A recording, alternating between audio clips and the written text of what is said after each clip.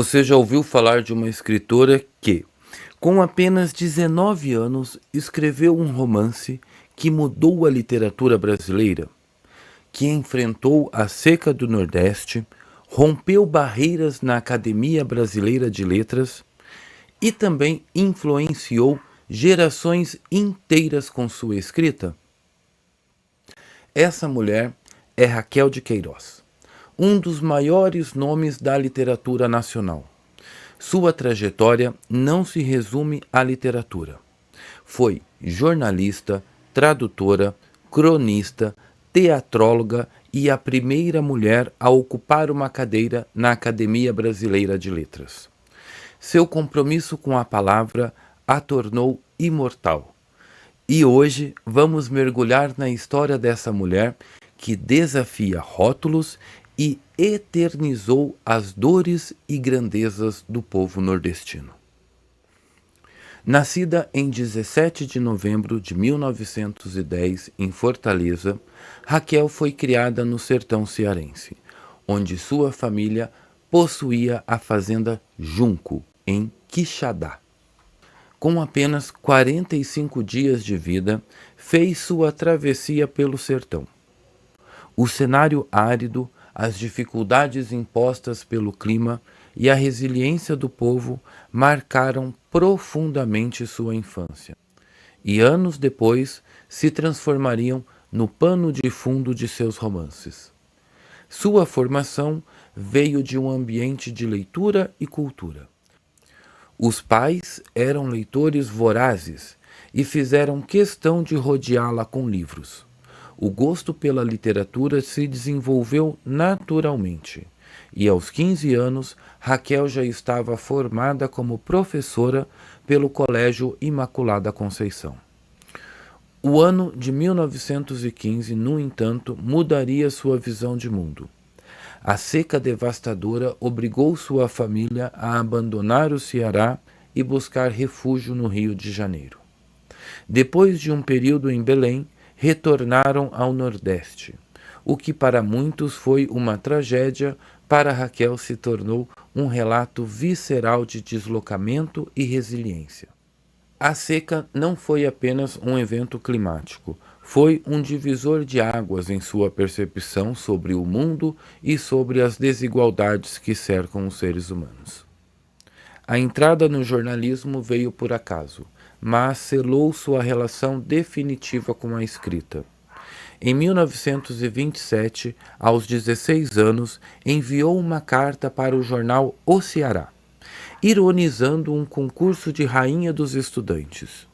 O texto, publicado sob o pseudônimo de Rita de Queluz, chamou tanta atenção que Raquel foi convidada a colaborar no jornal.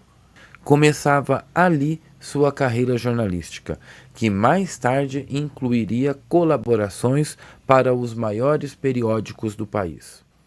Foi ainda no jornalismo que, além das crônicas, publicou seu primeiro romance, O 15, uma história que expunha a brutalidade da seca e a luta desesperada dos retirantes. Escrito a lápis, sob a luz de um lampião, durante um período de repouso forçado por problemas pulmonares, o livro foi publicado em 1930, quando Raquel tinha apenas 19 anos. A repercussão foi imediata. O romance recebeu o prêmio Graça Aranha e transformou a jovem escritora em um fenômeno literário. O 15 não foi apenas um livro de estreia. Ele marcou o romance regionalista de 1930 e mudou a forma como a literatura retratava o sertão. A narrativa alterna entre dois enredos: o drama de Chico Bento, um sertanejo que tenta salvar a família da fome, e a história de Conceição e Vicente, um casal que se ama, mas é separado por diferentes visões de mundo. A obra trouxe um Nordeste sem idealizações, sem exageros, sem a sombra do determinismo naturalista. Raquel não romantiza a miséria, mas também não faz dela um espetáculo. Em vez disso, entrega personagens que sofrem, resistem e tentam mudar o próprio destino. Seu texto é direto, sem verbosidade, sem floreios desnecessários.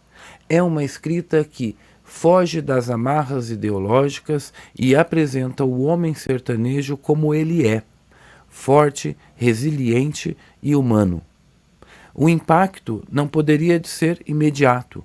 Em 1931, Raquel foi para o Rio de Janeiro receber o prêmio Graça Aranha, concedido ao melhor romance de estreia do ano. O livro foi elogiado por Mário de Andrade e Augusto Schmidt, e seu nome passou a figurar entre os grandes escritores brasileiros. Raquel nunca foi uma escritora passiva. Como ela mesmo dizia, sua passagem pelo Partido Comunista Brasileiro durou apenas 24 horas. O motivo foi claro. Ao submeter seu segundo livro, João Miguel, em 1932, à análise do partido, recebeu exigências de alterações ideológicas no texto. Para Raquel, isso significava uma ameaça direta à sua liberdade como escritora. Sem hesitar, rompeu com o movimento e seguiu seu próprio caminho. A reação veio rápida. Em 1937, durante o Estado Novo de Getúlio Vargas, foi presa por 3 meses, acusada de subversão.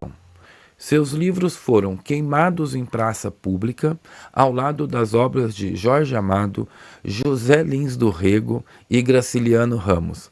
Falar nisso, eu estou lendo aqui o José Lins do Rego, gente. Agora eu estou no Pedra Bonita. Já passei pelos cangaceiros. Quem já viu o meu vídeo sobre quais são os 12 livros que eu pretendo ler em 2025, então um deles é Pedra Bonita, para eu poder entender como que a gente foi parar no livro Cangaceiros, do José Lins do Rego, que é como a Raquel de Queiroz prende a gente. E voltando às obras que foram queimadas, né, além do José Lins do Rego, do Jorge Amado, da Raquel de Queiroz, tivemos também o Graciliano Ramos. Porém, contudo, Raquel nunca se permitiu ser definida por rótulos políticos. Se, em sua juventude, simpatizou com ideias comunistas, foi apenas até perceber que a disciplina partidária esmagava a autonomia intelectual. Mais tarde, ao observar as contradições e arbitrariedade da política brasileira, manteve-se firme em sua independência de pensamento, recusando engajamentos cegos a qualquer ideologia. Seu talento, no entanto, não podia ser apagado pelo fogo da censura. Em 1937, ela publicou Caminho de Pedras, um romance que refletia não apenas a desilusão política da sua geração, mas também as complexas relações humanas diante das transformações sociais. 2 anos depois, lançou As Três Marias, em 1939, um romance fortemente autobiográfico que abordava a juventude feminina e a trajetória de 3 amigas em um internato. Raquel jamais escreveu para agradar grupos políticos. Sempre defendeu que a literatura deveria ser maior do que qualquer ideologia, e que o papel do escritor era testemunhar a realidade sem distorcê-la para atender a discursos de poder. Sua coerência lhe custou patrulhamentos e rótulos, mas garantiu a longevidade e a força de sua obra, que transcende o tempo e permanece viva até hoje. Nos anos seguintes, Raquel consolidou sua carreira como cronista. Tornou-se colunista dos principais jornais brasileiros e colaborou com a revista O Cruzeiro por quase 30 anos, sempre publicando na última página, inclusive a pedido dela. Seu estilo direto, irônico e perspicaz fez dela uma das cronistas mais lidas do país. Além disso, traduziu mais de 40 obras, incluindo clássicos de Emily Brontë, Balzac, Tolstói e Dostoiévski. Em 1977, a Raquel entrou para a Academia Brasileira de Letras. tornando-se a primeira mulher a ocupar uma cadeira na instituição. Para que isso acontecesse, os estatutos da ABL precisaram ser modificados, pois, até então, apenas homens podiam ser acadêmicos. Mas Raquel não gostava de ser definida apenas como a primeira mulher. Para ela, o talento era o que importava. Certíssima, não? Não podemos deixar de pontuar o último grande romance de Raquel, Memorial de Maria Moura. Mesmo após décadas longe do romance, Raquel voltou ao gênero com Memorial de Maria Moura, publicado em 1992, aos 82 anos. A história acompanha a trajetória de Maria Moura, uma órfã que se torna líder de um bando de cangaceiros. O livro foi um sucesso estrondoso e, em 1994, foi adaptado para a televisão pela TV Globo, tornando-se uma das minisséries mais assistidas do Brasil. Raquel também recebeu diversos prêmios ao longo da vida, incluindo o Prêmio Machado de Assis, o Prêmio Jabuti de Literatura Infantil e, em 1993, foi a primeira mulher a ganhar o Prêmio Camões, o mais importante da língua portuguesa. Em 4 de novembro de 2003, Raquel de Queiroz faleceu, aos 92 anos, enquanto dormia em sua rede. Partiu com serenidade, deixando para trás uma obra que permanece viva. E o que fica do legado da grande Raquel de Queiroz para nós? Raquel de Queiroz imortalizou o sertão brasileiro. Sua escrita ultrapassou fronteiras, sua voz ecoou por gerações e sua coragem abriu caminhos. Seu talento rompeu barreiras, sua independência intelectual inspirou gerações e seu nome se eternizou na história da literatura brasileira. E como ela mesmo disse, somos imortais, mas não somos imorríveis. E ela permanece imorrível na literatura. Agora me conta, qual livro de Raquel de Queiroz mais te marcou? Comente aqui. Se esse vídeo te inspirou, curta, compartilhe e se inscreva no canal. Lembre de ativar o sininho para receber as notificações de todos os vídeos que a gente postar aqui. Inclusive, nós temos postado de segunda a quinta-feira às 20 horas, sexta não temos vídeo, sábado às 8 horas da manhã e domingo às 10 horas da manhã.